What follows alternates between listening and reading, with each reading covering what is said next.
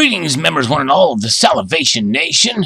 A little bit of analysis here from a couple different sources concerning gold and silver. First, let's take a look at the gold and silver prices. They see here that the gold is up a bit, here today. We'll kind of take a look at that and find out exactly why it went up. Silver price is down slightly, but holding steady. Platinum fell a little bit. And palladium has etched up just slightly as well. It's catching up, or I don't know. It's the way things are now. It's hard to say whether it will overtake gold or not, as I had mentioned in a prior video. But gold is firm as technical gains give support against a strong dollar. This is from Reuters through CNBC. Overall, there has been technically breaking above the previous highs, so it will be difficult for gold prices to move below that, said an ABN AMRO analyst, Georgette Ball. Monday's global stock market sell-offs added appeal to gold, helping the metal by 2.5-month peak at 1233.26. So gold had edged higher on Thursday, supported by an improved technical outlook that helped the metal hold out against a stronger dollar. Spot gold rose 0.34% to $1226.40 an ounce. U.S. gold futures settled at $1230.10 per ounce, up $2.70. Overall, we have been technically breaking above the previous highs, so it'll be difficult for gold prices to move below that, said ABMANR Georgette Bull, as I mentioned above there.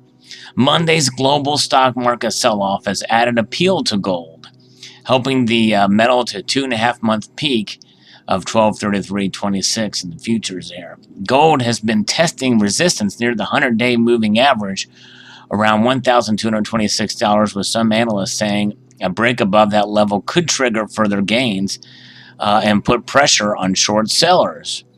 The ones getting squeezed now are the shorts, Bull said. The dollar index held near a one-week high after the U.S. Federal Reserve minutes from the last meeting reiterated a hawkish stance on monetary policy. Normally, it's a bearish signal for gold. In other words, the Fed could raise rates in spite of the big drop we had earlier, and we saw a relatively large drop today, over 300 points in the markets. Gold is taking a bit of a pause, partly because of the hawkish Fed minutes. ETF securities analyst Nitesh Shah said, but he said many investors had been re-engaging with the metal. We have been seeing strong inflows in exchange-traded funds, and the last weeks of the short of indicate investor sentiment is turning now for the metal, moving to the positive side. Holdings of the Special Drawing Rights Gold Trust, SDR Gold Trust, SPDR Gold Trust, the largest gold-backed ETF, have gained more than 2% since October the 3rd. Geopolitical and macroeconomic factors are still not indicating exuberance and risk appetite returning to markets with full throttle, said Relijar Securities analyst Sugunda Sachdeva. Trade war concerns, hawkish Fed, and tensions between the United States and Saudi Arabia over Jamal, the fella who got murdered, is pretty much looking like that's what happened at the embassy, the Saudi embassy in Istanbul, are seen weighing on appetite for riskier assets.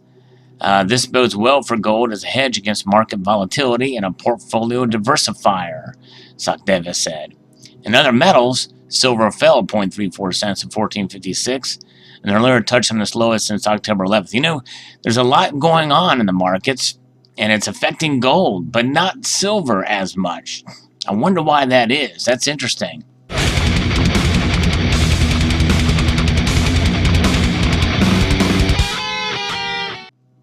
I think I know why.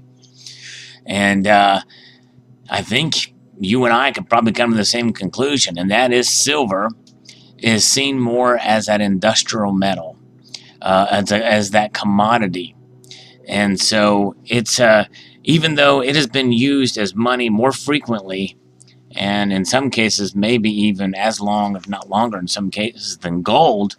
Um, it's its use as a commodity in industrial manufacturing and biomedical fields probably means its movement and that we're seeing as of late may not be as affected. Now, I do think that if we start to see some major issues with the markets or another drop like we saw last time, well, silver moved up too, just not as much. I think we'll begin to see it trail or come in contact there. So we'll see how that works out.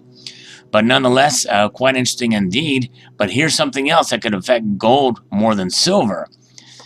This is interesting.